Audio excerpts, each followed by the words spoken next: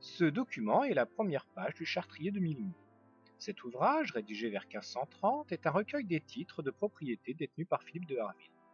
Aujourd'hui conservé aux archives départementales des Yvelines, il permet d'aborder la question de la représentation du pouvoir royal au début du XVIe siècle, époque charnière en France entre l'époque médiévale et la Renaissance.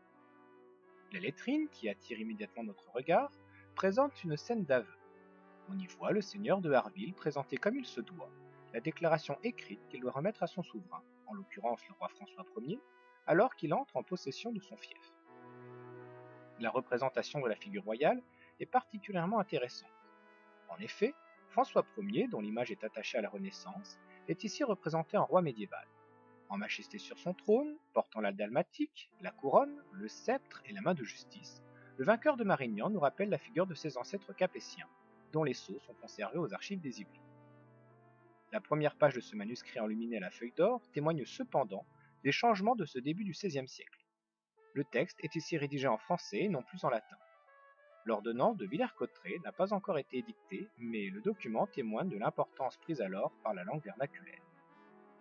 L'encadrement du texte, quant à lui, est orné de fleurs et d'insectes, dans le plus pur style de la Renaissance. Le Chartrier de Milmont, émanation du droit féodal par son fond, mais illustré de façon moderne dans sa forme, est un bon exemple pour aborder la question des ruptures et des continuités au début de la Renaissance.